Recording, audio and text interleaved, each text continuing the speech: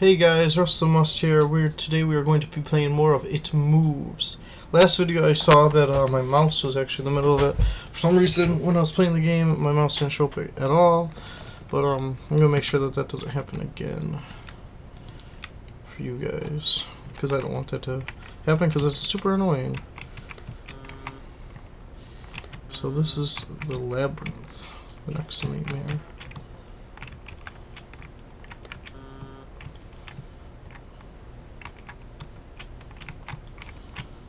I hope this game doesn't get too spooky.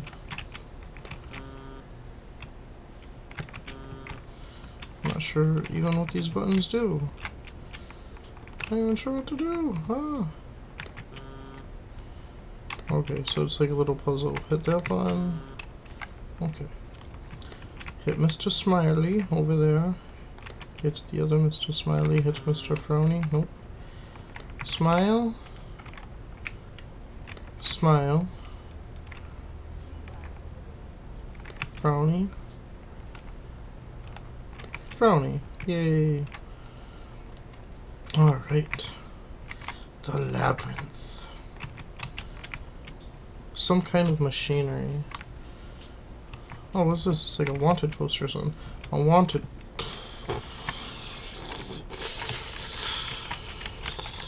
David game. You're a genius. I don't know what I was expecting. Ventilation, maybe. The air is still stuffy, though. So, what is this? A poster of some concert. It looks old. What is this thing? Yo. Oh, now I'm running really fast.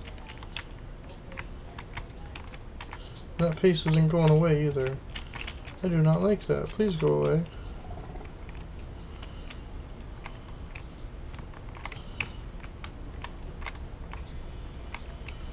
What the heck? Ventilation, maybe? There's still stuffy though. Did that face go away? No, the face is still there. Looks like a fan. Instructions on how to use a fire extinguisher. Oh, I do not like how that face is just overlaid. Right there. I do not like that at all. Where the heck is that guy though? I guess I have to go keep finding him?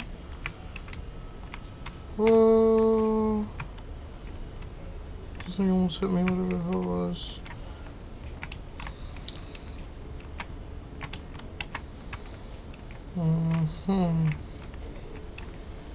Where the heck is the guy? I don't even see him.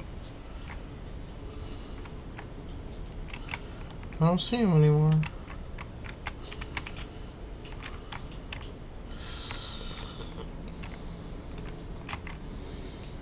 I don't know what to do.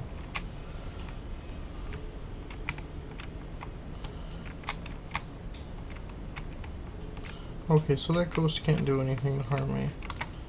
That's good to know. So I need to find this demon guy. But I don't see him anywhere. I mean, do you guys see him? Looks like a fan. Ventilation, maybe?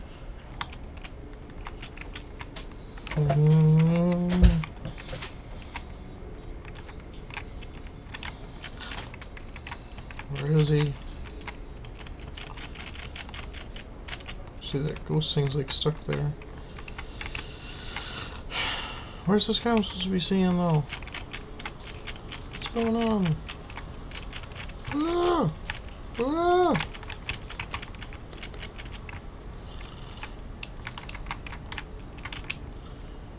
I ran into him twice, now I can't find him now. Anacorp? Anacorp, what's that? What the heck is that?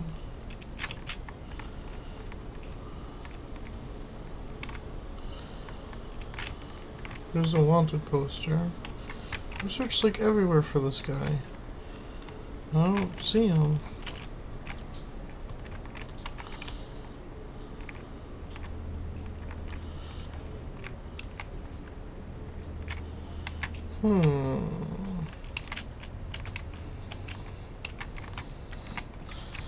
I gotta find him, and he's hidden somewhere, I suppose, right?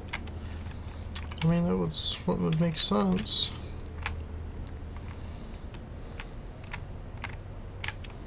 I can't just keep traveling through this place, could I?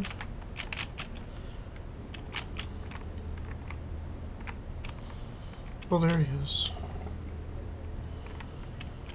Man, his face is really sticking out on my screen.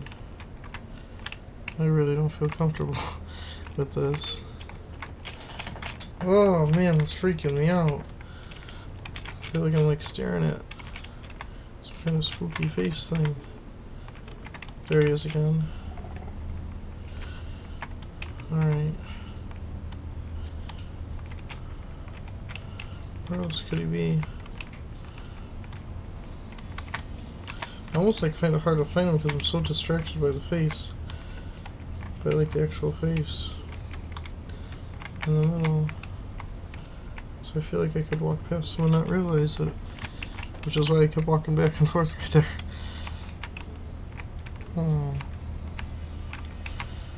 Is he down here at all? Where the Anacorp is? Is this Anacorp? I don't even... Oh, there he is. I ran right into him.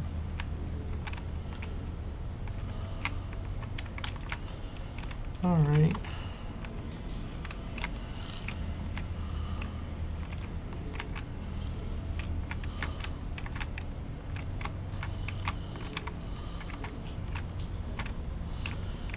Alright, creepy demon looking guy.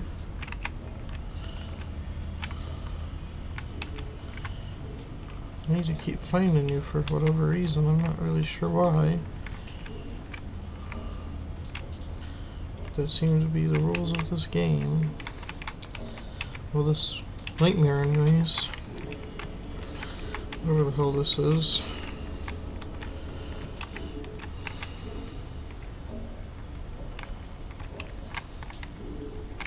Where is he? Oh, where is he?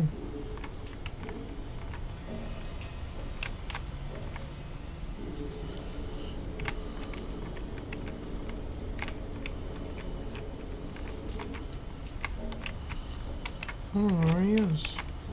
Oh, there he is.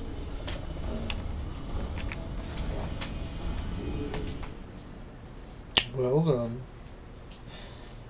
Mr. Spooky. When you awaken from deep sleep to something moving or stirring, it can take a few moments for you to truly understand what is happening. The fog of sleep hangs over your eyes and ears even when lucid. Something was moving. There was no doubt about that. At first I wasn't sure what it was. Everything was dark, almost pitch black. But there was enough light creeping in from outside to outline that room. Two thoughts appeared in my mind almost simultaneously. The first was that my parents were in bed because the rest of the house lay both in darkness and silence. The second thought turned to the noise, a noise which had obviously woken me. That was it. Bed sheets rustling in the dark and someone breathing. As if some disturbed sleeper was attempting to get all too comfortable in the bottom bunk. I lay there in disbelief, thinking that the noise was either my imagination or perhaps just my pet cat finding somewhere comfortable to spend the night. It was then that I noticed my door shut as it had been as I'd fallen asleep. Perhaps my mom had checked in on me and the cat had sneaked into my room then. Yes, that must have been it. I turned to face the wall, closing my eyes in the vain hope that I could fall back asleep. As I moved, the rustling noise came from underneath me ceased. I thought that I must have disturbed my cat. But quickly I realized that the visitor in the bottom bunk was much less mundane than my pet trying to sleep, and much more sinister. As if alerted to and disgruntled by my presence, the disturbed sleeper began to toss and turn violently, like a child having a tantrum in their bed. Oh my word. I could hear the sheets twist and turn with increasing ferocity. Fear then gripped me, not like the subtle sense of unease I had experienced earlier, but now potent and terrifying. My heart raced as my eyes panicked, scanning the almost impenetrable darkness. I let out a cry. As most young boys do, I instinctively shouted on my mother. I could hear something stir on the other side of the house, but as I began to breathe a sigh of relief that my parents were coming to save me, the bunk bed suddenly started to shake violently, as if gripped by an earthquake scraping against the wall. I could hear the sheets below me thrashing around, as if tormented by malice. I did not want to jump down to safety, as I feared the thing on the bottom bunk would reach out and grab me, pulling me into the darkness, so I stayed there, white knuckles, clenching my own blanket like a shroud of protection. The wait seemed like an eternity. "What's wrong? Did you have a bad dream?" I cried, and my mother counseled me. Tears of fear followed my relief streamed down my face. Yet though all of the horror and relief, I did not tell her why I was so upset. I cannot explain it, but it was as though whatever had been in the bunk would return, if I even so much as spoke of it. Whether that was the truth I did not know, but as a child I felt as if that unseen menace remained close, listening. My mother lay in the empty bunk, promising to stay there until morning. I remember the next day wanting to go anywhere, be anywhere, but in that suffocating room. It was a Saturday, and I played outside, quite happy with my friends. Although our house was not large, we were lucky to have a long sloping garden in the back. We played there often, as much as of it was overgrown and we could hide in the bushes, climb in the huge sycamore tree, which towered above all else, and easily imagine ourselves in the throes of a grand adventure.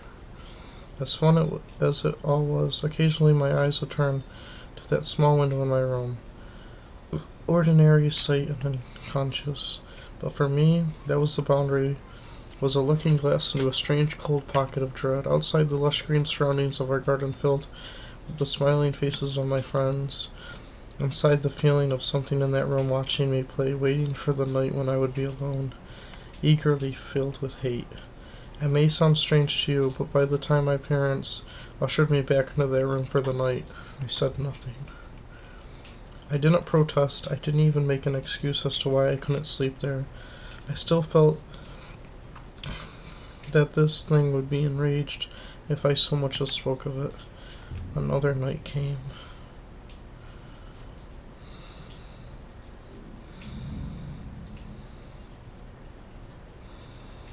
Chapter 3.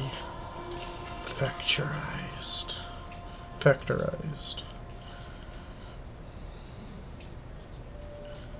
Oh, this looks creepy. Yes, I'm going to save. Alright guys, hope you guys enjoyed this video. Have an awesome night, guys. Check out my other stuff. Please subscribe. You guys rock. Rustthemust out. Oh look, it's Spooky, guys. Hello, Spooky.